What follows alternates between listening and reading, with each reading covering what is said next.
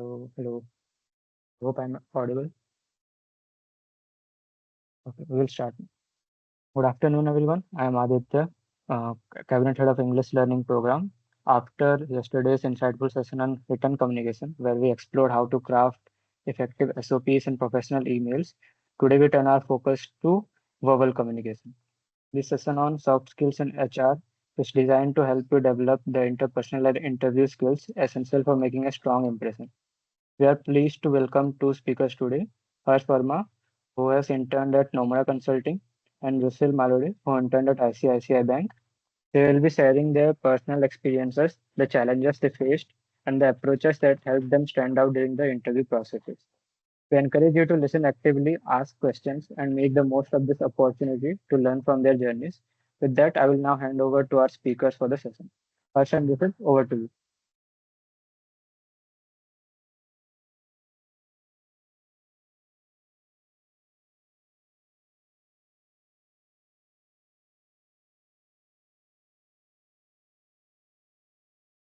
Hello everyone. Is the screen visible to you guys? Aditya, can you confirm? Yes, it is. And you are audible All as well. right. All right. Great. So hello everyone. I'm Harsh Verma. I'm currently interning at Nomura Research Institute as a summer associate. Along with me, I have Rushal Malode, who's currently interning as a risk analyst intern at ICICI Bank. And today we will cover the soft skills in HR session as part of Demystifying Interviews 4.0. This is a little bit about us. Our contacts mentioned. We'll share the slides with you later. Don't worry about it. So I'll just quickly cover what we are going to cover in this session, right? So we are going to cover content regarding what will you answer in your interviews, essentially. So we'll be covering on how to introduce yourselves, the strength and weaknesses question, what do you mean by a resume walkthrough, how do you effectively communicate, and what happens after the interview, and some on-field questions which you can get in your interview as well. Next slide, Vishal. All right. So let me start with how do you introduce yourself? Now, first, before starting with this, I'd like to ask why is a good intro actually important? A good intro is important because it is usually asked in the first minute of your interview, and you get a minute or around 30 seconds or even 2 minutes in order to describe yourself. And this is very useful in setting the tone of the interview. It also helps you build your confidence. Like, since it is the first thing of the interview, if you ace this, it sort of builds a lot of confidence in answering any questions which come up ahead. It also can lead to further HR questions regarding your introduction as well, which is highly likely that you will be able to answer well if you ace your introduction. And it also is like a vibe check for the interviewer. It helps the interviewer understand whether are you a good fit for this firm or are you a good fit for the team or not. Next slide. Now, how do you make a good intro? So, the recipe for a good introduction includes four things. One is the relevance to the role. So, your introduction should include a lot about you, yes, but it should also include a few aspects of the role we are applying for as well. It should not just be completely about you, and it should not be very irrelevant to what you're applying for. Another thing is the crispness of the interview, the crispness of your introduction. Your intro should be small and should be simple. It should not be a really long paragraph or like an essay of around 3 minutes, 4 minutes, which will sort of bore the interviewer at the end of the day. It should be around 30 seconds, 60 seconds, or maximum, in my opinion, 2 minutes. Now, the content of the introduction also is very important. You can mention your name, your department, the place you're from. For example, if you're natively from Mumbai, you can mention that you're from Mumbai, the PORs or the past internships you have taken up, your key interests, your hobbies, in the and whatever you have pursued in the institute. So this is something which you can use in order to make your introduction. And fourthly, it's the vibe. Now, when you're talking about your introduction, you should not be sounding too robotic or you should not be sounding too hostile. It should not be like you're sounding like an AI agent or like Chat GPT. You should be sounding human and you should be sounding friendly. You should not be like, you should not, your introduction should not be like a corporate hostility at the end of the day. So these four things combined will help you create a good introduction. Next slide. Now, how do you write your introduction? You now know what is required in order to make your introduction. Now, how do you actually put it into words and how do you actually convert it into a good intro?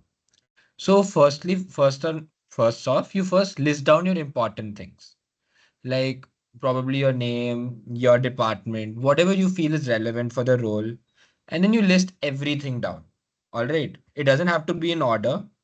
You just have to list everything down at the first time. Then you identify the relevant points.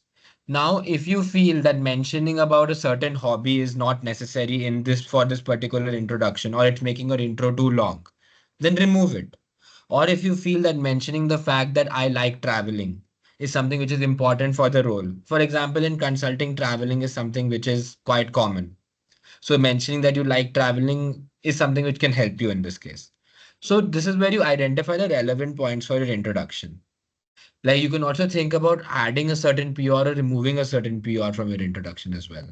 For example, let's say if you want to talk more about your third year POR and you feel that you don't have too much time left in your introduction, there's no need to talk about the PR you did in your second year.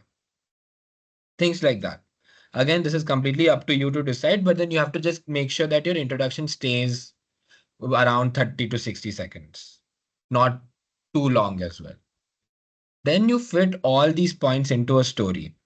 So then you structure all the relevant points you have got in order from start to end.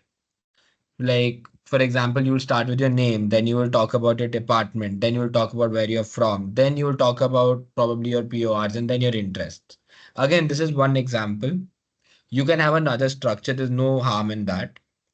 But yeah, usually people do start off with the name and their department and where they are from. That is sort of like a staple method everyone uses. So fitting the points in order to form a story about yourself, which essentially will tell the interview, okay, yeah, this is this guy, is what step three is. Step four is just practice and iteration. Practicing, it means that you should not stutter during your introduction. At the same time, you should not sound too robotic or sound too monotonous during your introduction. It should be a mix of, a smooth flow as well as humanism, in my opinion. And then wherever you feel you're struggling, you iterate at that point. If you're saying that, okay, fine, your introduction is going too long, try to remove a point which you feel may not be as relevant as the others.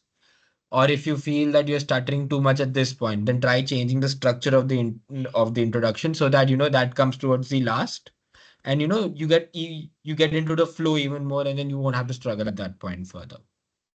So these four steps you can use in order to write your introduction. Next slide, Rishal.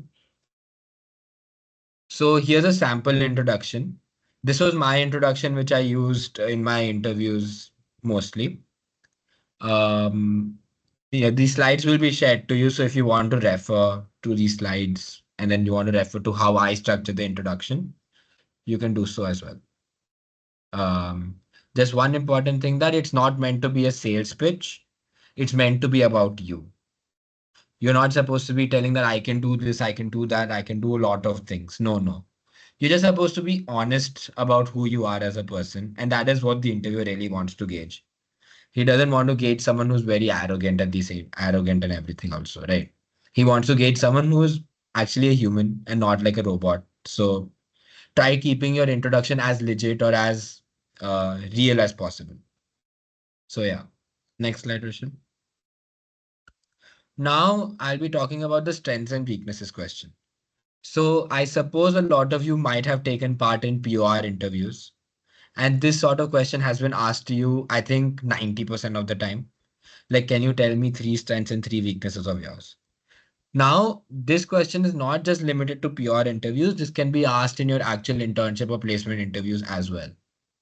So, what is this question about? Like, why do they ask this question? So, this question is essentially an assessment of you. Now, what the interview expects over here is for you to have well backed answers. All right. Now, whenever you mention a strength or whenever you mention a weakness, there should be an anecdote associated with it. Like, why is this your strength? Like, let's say you mention effective communication as a strength. Now, why?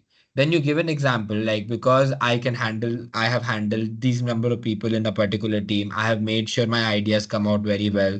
And this is the output I came up with. So, this mentioning a strength as well as an anecdote is what is expected from this answer. Same with a weakness. At the same time, this is an opportunity for you. Now you can mention strengths that are very relevant to the role and that can impress the interviewer a lot. Again, this is where you have to research about the role quite a lot and come up with proper strengths and then come up with the anecdotes to support them as well in order to create a really good impression of yourself in this question. However, this you have to be a bit careful while answering this question as well, because this can also be used as a trap by the interviewer and can lead to further HR questions, which sort of can put you out of your comfort zone, where they can ask you to elaborate on a weakness more, or they can ask you to elaborate on your anecdotes more. So this is something you'll have to be very careful while framing an answer for this, and this is where this question can get tricky. And the last thing is that it is also a vibe check. Now, if you end up being very arrogant or very braggy while answering these questions, it doesn't come out well. If you're honest, if you can structure your thoughts well, it does come out as a good impression. So again, this is like a vibe check as well. The interview can see whether you're a good fit for this role or not. So this is why this question is asked. Next slide, Rishil. So here are some key points to remember while answering this question. First things first is to research well about the particular role you're applying for. Why? Because this can help you create your strengths and weaknesses cater to the role directly. Now, if you go and tell communication is a weakness for me in a consulting role or any role in that matter, that doesn't come out as nice. That doesn't come out well, because then that is one of the major aspects of the particular role. So when you're coming up with weaknesses, make sure that they are not what the role requires. For example, analytical thinking or strategic thinking, or even effective communication or talking to people is a weakness for you. You do not mention that, because that is what the role requires, and that will come off as a very bad sign. That will make the interview think, okay, fine, you're not a fit for this role. Instead, whatever are the requirements of the role, try to portray them as your strengths. And then you give anecdotes regarding the same. This anecdote can be anything in your life.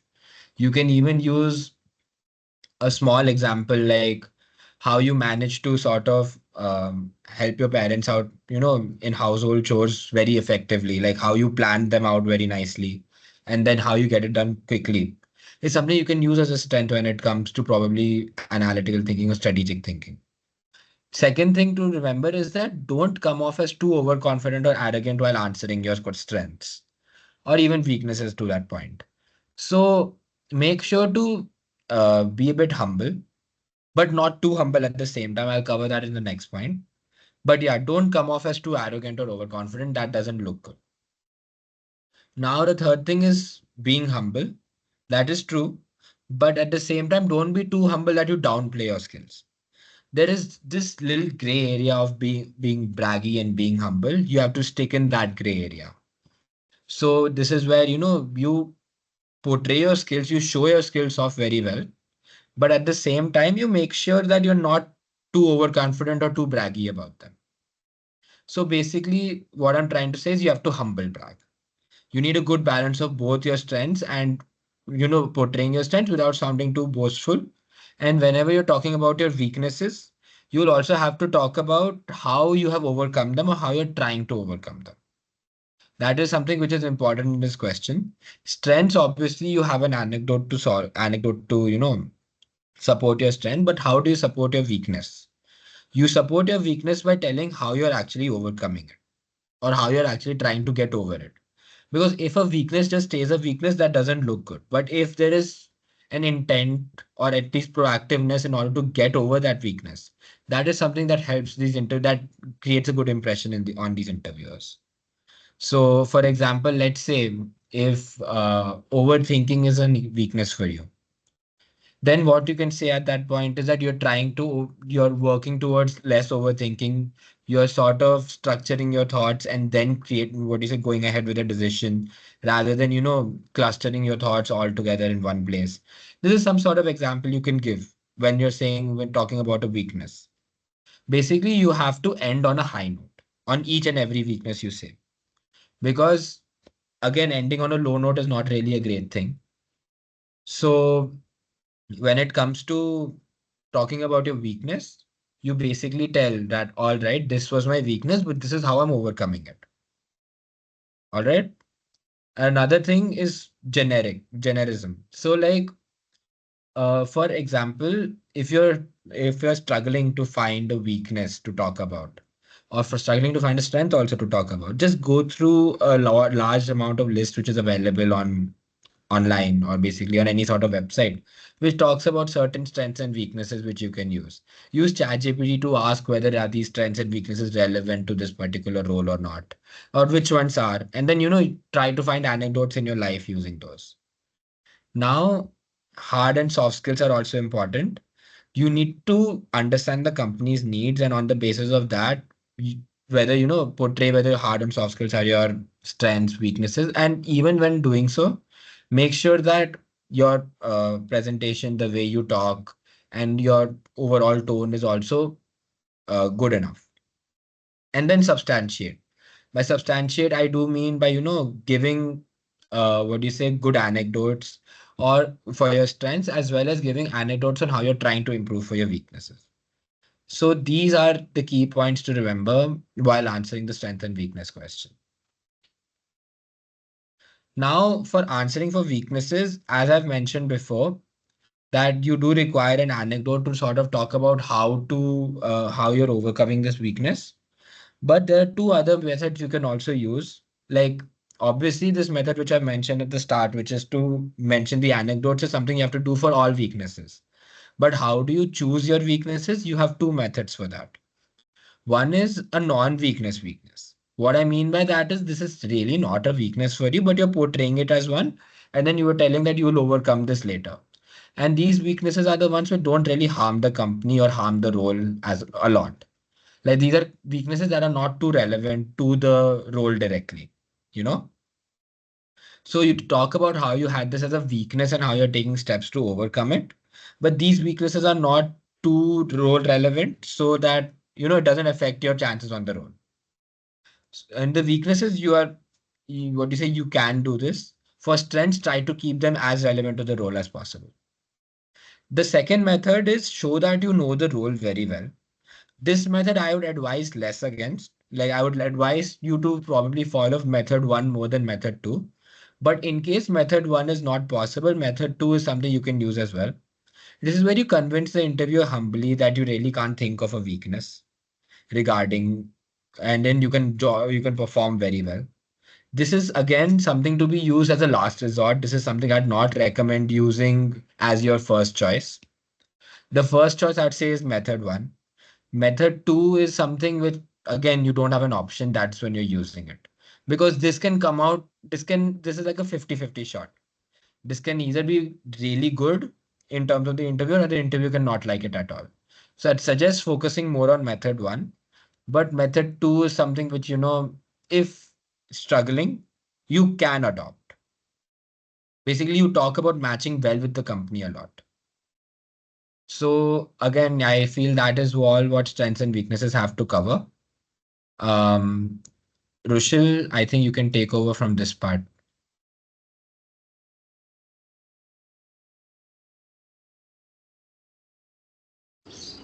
Hello, am I audible Yeah, yeah, and visible as well?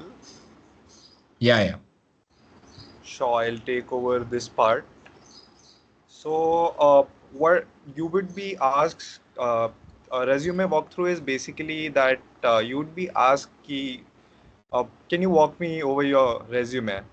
Or a similar question. because there's a fair chance that the interviewer might not have gone through your resume, largely due to the volume of resumes inflowing to the firm and a lot of people applying. So you have to concisely describe your resume. It shouldn't be too long. It should be a condensed version of everything.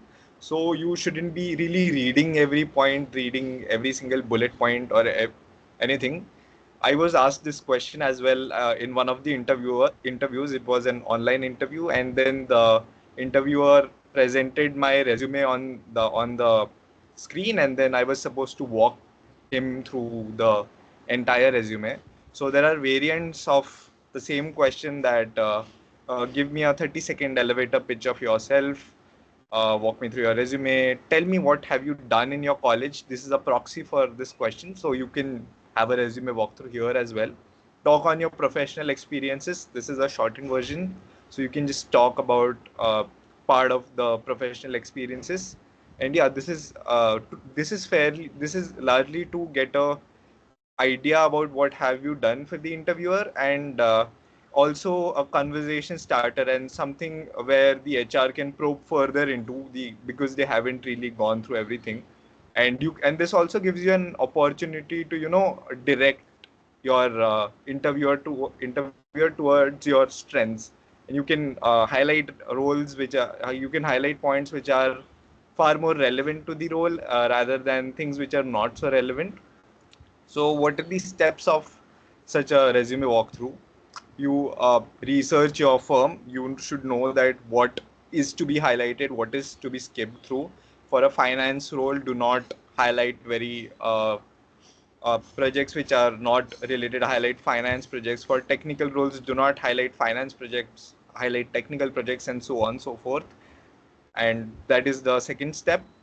Rewrite, just don't read it out, condense everything and practice. Keep practicing. Practice this with a friend, practice this with a recorded video, because some of you might have online interviews as well. So if you do not practice this, then the effort of the entire resume is wasted, because again, the interviewer might not have read your resume, and your presenting is the chance that the resume actually the interviewer actually reads your resume. uh, Now the next section, effective communication. So effective communication, of course, is very important, and your answers need to be structured to the HR. You shouldn't be haphazardly going here and there. So there are a few types of questions we'll be covering. Largely covers everything. So there are why-based questions that these are firm-based questions. You need knowledge about the firm, knowledge about the role, and your motivation for the role should be clear. There are behavioral questions, and here you have to largely apply the STAR framework, which is situation. You describe the situation, you describe the challenge at hand, which is the task, the action you took, which highlight your character traits, and the response of this whole situation. What was the constructive outcome? And there are a few questions, stress testers, which you will not be prepared for. You have to think on the go, you have to think effectively and quickly. So, coming to the why based questions, a few questions are: why would you like to work for this company? What about this role excites you, and what attracts you to finance, CS, product management? So, you need to know about the firm. Why would you like to work? And align your motivation with all these whys and be clear about the motivation. Research is really important. Research about the firm, research about the role, research about the sphere as well, if you can, to understand what traits are really important for such roles. And how do you answer such questions? Show your passion, show your enthusiasm about the role. Be very authentic, because the interviewer very likely would detect if you're not that authentic about things. And share a story relating to the firm if you have one. If it's a very popular firm or a service you have used and you felt like joining because of some particular reasons or some anecdotes about the firm, you can share them as well. um, Coming to behavioral questions, so here's a sample question to apply the STAR framework. So, what was one time you resolved a difficult situation in a group? So, most of us would go with the standard answer, short two-liner perhaps, that during a group project consisting of so and so members, we could not cooperate, and so I took up the task of assigning roles, and which resulted in the project getting completed. Rather, break it down. So first, you describe the situation and go into the details of the situation, that it was this membered group, this course project. So you describe which year was it in, you describe the situation, and you describe the task at hand. Next, you describe that as a group working together, we had to do this particular task, and however we were unable to cooperate, and there were many members who were unable to contribute due to a lack of coordination. So you tell that how did this task arise in the first place, and what is this task, and what action did you take next. So I assembled a meeting among my team members and assigned tasks of coding, report writing, and presentation preparation equally among us. So you describe what action you took here. In this case, it describes your leadership and highlights it well. And then you describe, and then you tell the interview about the result you achieved.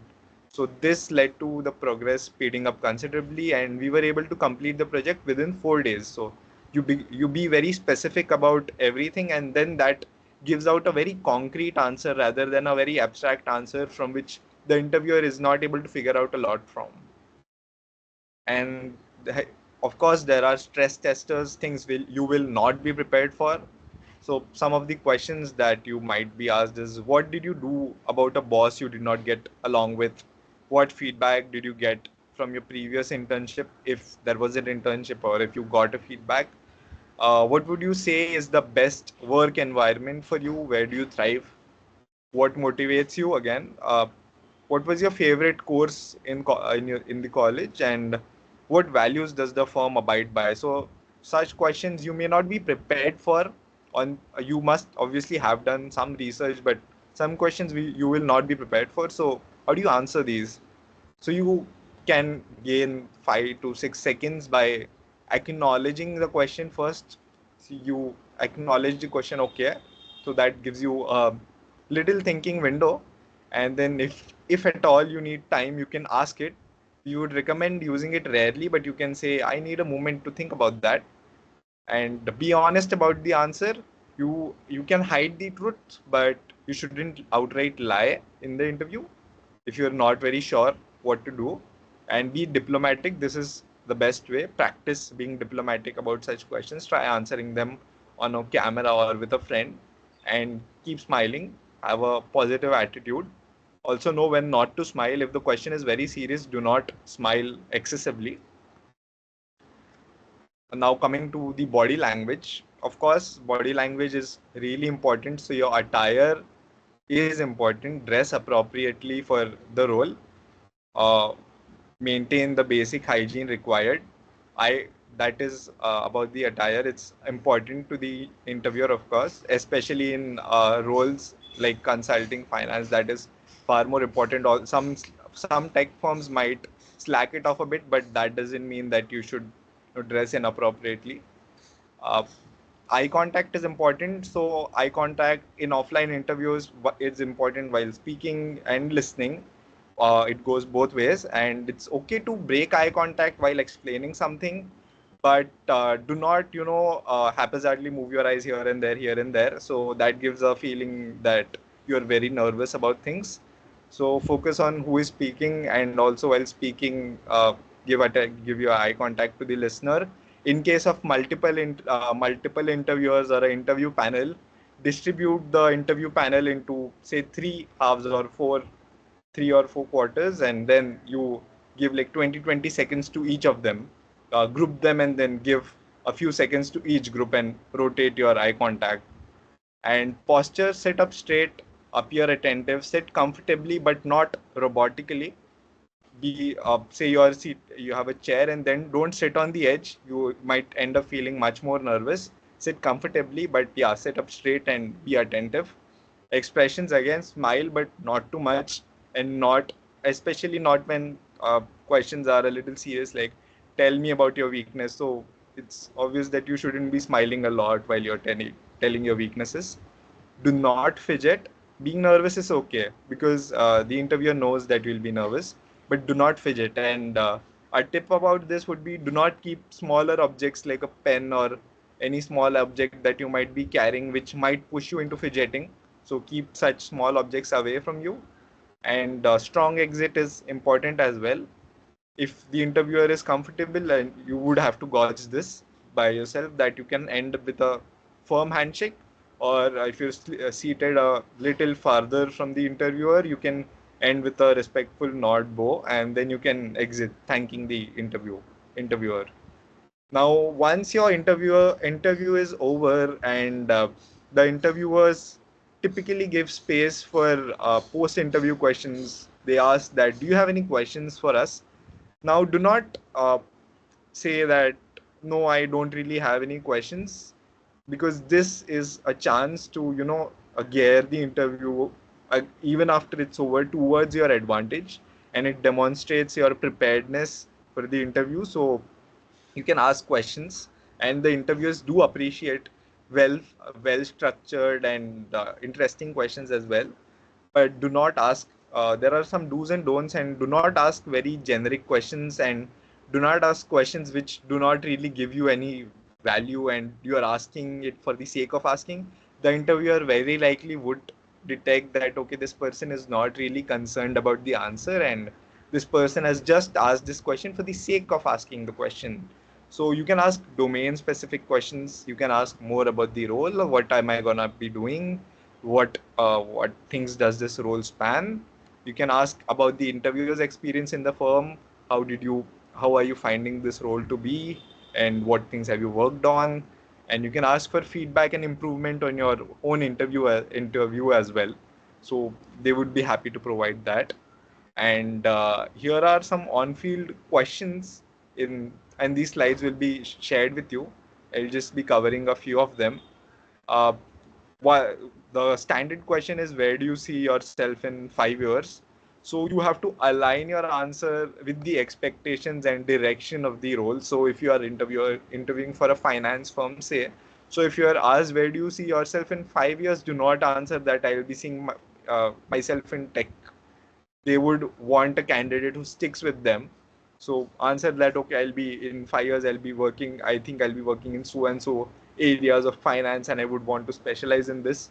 This shows your research and your alignment towards the role.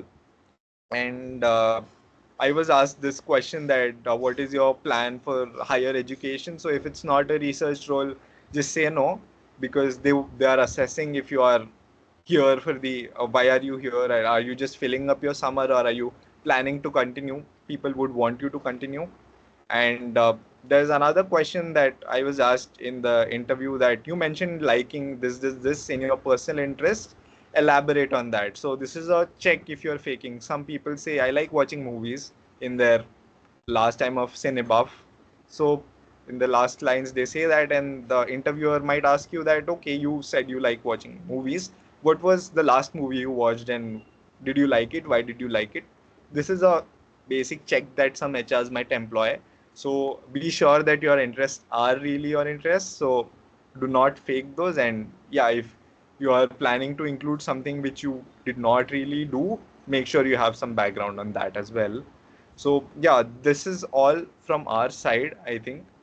Yeah, this is all from our side, and feel free to contact us. Feel free to ask questions now. I think we can take questions now.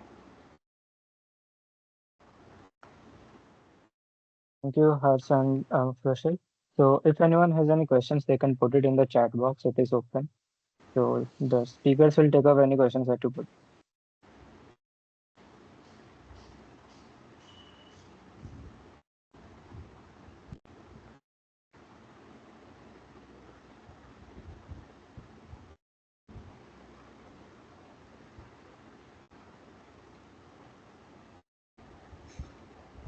If anyone has any questions, or if you even want to speak to the speakers directly, you can like raise your hand. So, Bunty, do you want to speak? Okay, let me just. Okay, I have given you permission. So, if you want, you can speak and ask your questions directly as well.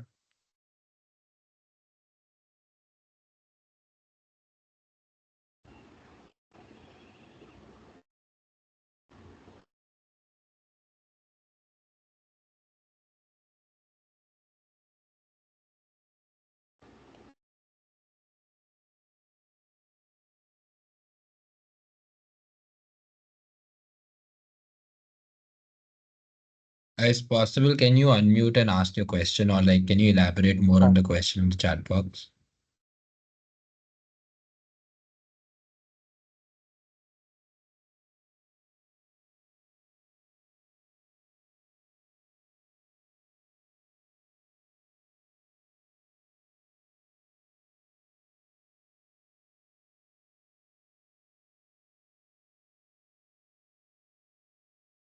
In the meantime, if anyone else has a question, you guys can also drop it in the chat box. Aditya, is it possible for you to unmute everybody here? Like enable mics for everybody so that you don't have to do it on a one-on-one basis. Yeah, sir, I will do that.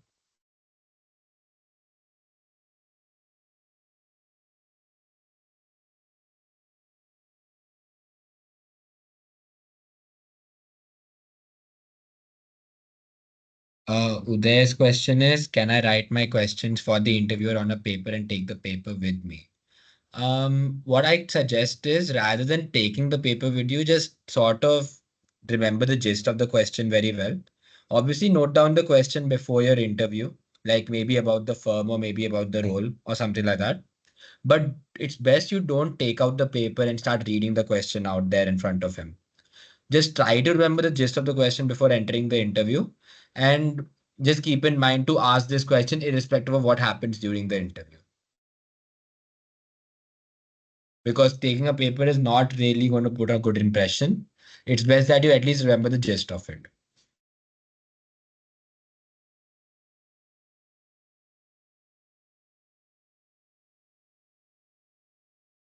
Am I audible? Yeah, yeah. So, what do the interviewer expect when they ask the question, pitch yourself within 5 minutes? In 5 minutes. So what the interviewer essentially expects is, right, they expect you to structure your thoughts very well. When you're being asked to pitch yourself, right, you need to pitch yourself with structure. It should not be that you're thinking about something and then you're saying something else and then you go and tell, sorry, sorry, no, I want to talk about this more. Not like that. It should be a very smooth flow. It should be very structured and it should contain information about you. It should not be that I do this, I do that, I have done this, I have done that. It should not completely be that. It should be something about you, like I like this sort of interest. I have taken part in this because I like this. I have traveled a lot. I am from this particular city. Think about a pitch as a conversation starter. Now, if you give your pitch as just something about things you do, like I do this, I just take part in this for POR, I just make Excel sheets or something like that, it doesn't really help the interviewer also create a conversation with you. However, if you mention something like I like traveling, I've traveled to 20 countries before. Now that is where the interviewer can be intrigued and ask, oh, you have also traveled, even I like traveling, something like that. Think of your pitch as a conversation starter, as something for the interviewer to find to start a conversation with you. So when you're asked to pitch for 5 minutes or pitch for even 1 minute, what you're expected is content about you as well as a structure behind it. It should not be haywire and it should not just be very bland or something like I just do this. It should be like talking about your interests, your background, what has shaped you essentially. I think Harsh has covered a lot of it, though I would just add on a few points that while pitching, have a balance between your professional interests and your personal interests as well. Don't only include your professional interests. Don't only include your personal interests because of course it's a formal interview, so the interviewer would also want to know that what have you done in this field as well. If instead of introductions, they can ask you to pitch, and this might also be, even after getting to know your intro, and even after your intro you might be asked to pitch yourself again in the middle of the interview, so just as a stress tester. So have a healthy balance between all sections of your introduction and condense them into a pitch. So that is the way I did it. Yes, thank you so much.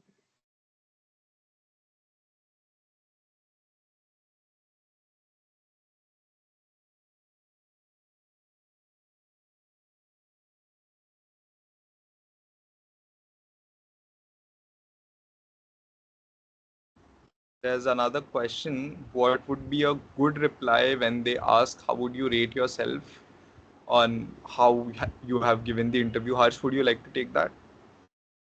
Yeah, all right. So I'll take that up. So this depends on two factors. One is how humble or how braggy you portray yourself to be, and number two is how the interview has actually gone. For example, let you need to understand or gauge the situation on how your interview has gone as well. For example, if you are very silent in your interview and then there are a lot of questions where you are answering, I can't answer this question, or please, I need some more time, then giving yourself an 8 or a 9 in that interview makes no sense. Then it will show the interviewer also that you're not serious about this interview and you can't even gauge whether you're doing well or not. However, if your interview is not going as well as expected, there is no harm in giving yourself like a 6 or a 7 or something in that case. Like just tell that 6 or a 7, that's because I fumbled a lot in these areas, even though I knew the answers, but it just couldn't come out well. So you can give an answer like that. However, if your interview has gone decently well, I'd say giving an 8 is a very fair answer. An 8 is such a number that it doesn't show that you think that you are the best in the world. Because everyone knows that there is always scope for improvement. So giving yourself a 10 is something which is not really recommended. An 8 or a 9 is something which you can give if you feel your interview has gone well and you're able to answer the questions correctly. And also if the interviewer has given you prompt feedback, like, all right, yeah, this was a good answer or something like that. But whenever you're giving a rating for your interview, you need to back it. Now, don't give yourself a too low rating, something below 6, because that will show yourself as underconfident. Again, don't give yourself something like a 10 either, because that will show yourself as too overconfident. I would say a 7 to 9 range is somewhere you can stick. And based on how your interview is going, you can allot yourself that number and reason it. If it's a negative reasoning, for example, you're not able to answer questions, just say that, yeah, this was a particular reason. I knew these answers, yet I couldn't answer them. However, I'll take this as constructive feedback and go ahead and work on it as it's my nature. And if it's a good interview, you mention that these were areas like I was able to answer this question pretty well, in my opinion. Even you had given a positive feedback towards it. Hence why I'm giving it this particular rating. So that's how you can go about with this. 7 to 9 range for numbers and with reasoning, obviously.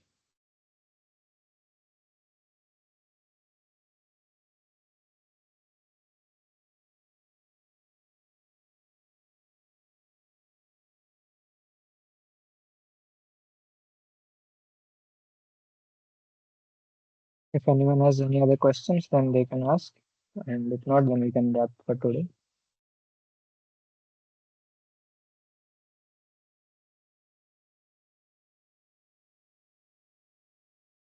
Okay, we have another question with us. What weaknesses we must not include that may screw up our interview?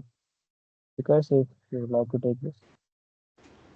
I'll take this. So about weaknesses, you not first research about your role, understand that what weaknesses will be critical to your role, that you cannot afford specifying such a weakness. I think Harsh mentioned in one of the examples that in a consulting interview, don't say that, or in most interviews, don't say that communication is a weakness, because in consulting, especially, that's a key factor. So do not include things that are critical to the role.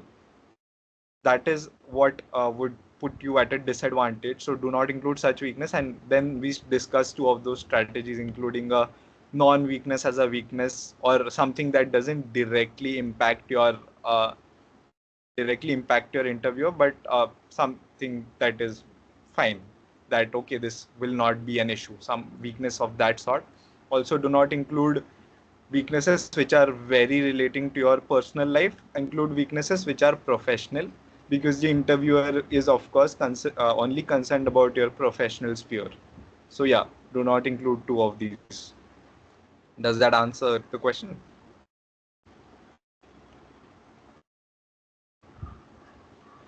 I hope. If not, add a continuation. Yeah. Over here, I'd like to add on one thing. This is a general advice I'd like to give, and that is to create something called an HR doc. So an HR doc is basically a Google Doc or an MS Word doc, which contains all the interview HR questions which you could be asked, along with your answer to it. For example, how do you introduce yourself? So you write down the answer, get it vetted by a couple of seniors, and then finalize that as an introduction. So which this helps you in order to use that same introduction in multiple interviews. And at the same time, you can write answers to what are your strengths and weaknesses. So like I'd suggest writing down five strengths and five weaknesses on the HR doc. And then based on what sort of role or what sort of firm you're applying for, you can use these strengths and weaknesses and answer your questions. Usually firms don't ask five, they usually ask maximum three in my opinion. But like having five helps because then it acts like a buffer. So similarly, you can have questions like why this firm, or like give an example of what you have done, give an example of a setback and stuff like that. So all these answers can be in your HR doc. Get this vetted by your seniors, and then have this for your reference so that whenever you have to prep for HR, you don't have to start thinking about the answers again and again. You'll always have a template or always have the answer ready with you.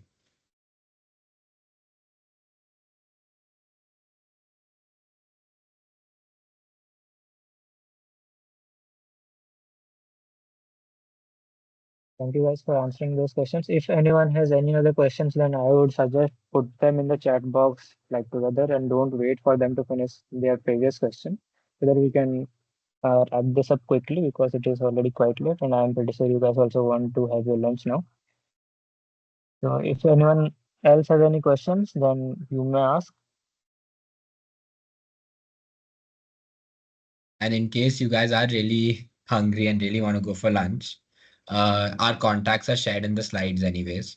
So you can obviously reach out to us personally and ask your questions regarding in the chat. Don't worry, we are very approachable. We are not going to scare you away. So yeah, the slides will be shared with them, right, Aditya? Yeah, yeah. Yeah. If anyone has any queries, we will share the slides. The slides contain their contact details. You can reach out to them. We will also be sharing the recording for this session, so you don't need to worry about anything. If you want to ask any questions to them directly, then it is a great opportunity right now.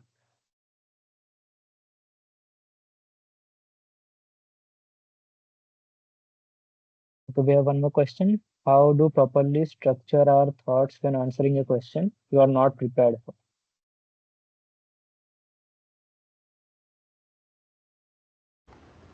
Uh, so I this was partly mentioned in the slides, but yes, structuring is important. So first, if you're very shocked by the question, take a few seconds to acknowledge the question. And if you are still unsure what to answer and you do not have a structure which fits into any frameworks you have gone through, say that I would need a moment to answer that, and and, and then try breaking down the question into parts that you can approach. Say, let's take an example of things that we you might not be prepared for. Uh, just a second. How did you do with a boss that what did you do about a boss that you did not get along with? So you can partly try applying the star framework again. So describe that what was the issue, describe the reason behind this issue. You're trying to break this question into parts, and then describe that what did you actually do about such a thing, and be diplomatic about it. Do not straight away say that I wrote furious emails about this boss to the boss's boss or something. Try being diplomatic. Say that what approach did you follow, because this question is trying to gauge how would you approach such tense situations if, in case you have one. So give a methodological approach to what did you do to resolve such issue. That okay, I tried talking to my boss first, I tried explaining that this is the issue, and then you describe how was it finally resolved. So try fitting things into the star framework. If not, try breaking the questions into subparts and then answering them. And on the go, I think you would figure out better as you are answering. So that is how I usually do it. I hope that answers the question.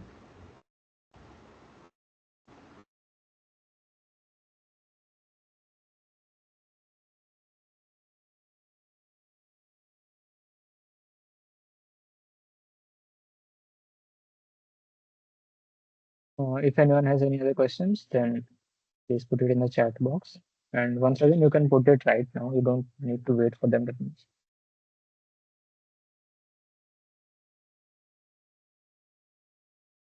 Okay. I think no one has any other questions, so we can wrap this session. So I would like to thank Harsh and Vishal again for such an insightful session. And I would like to thank everyone for joining and asking those questions, being so enthusiastic. As we conclude today's session, we are excited to share that we are coming up again next weekend under the Demystifying Interviews 4.0 series. We will be joined by HR professionals who will offer their perspective on what a strong communication is. This will be followed by mock GD and interview rounds as well. So it will provide you with hands-on opportunity to apply what you have learned in today's session as well. So we hope to see you there as we continue this journey of learning and preparation together. Thank you all once again. Bye bye.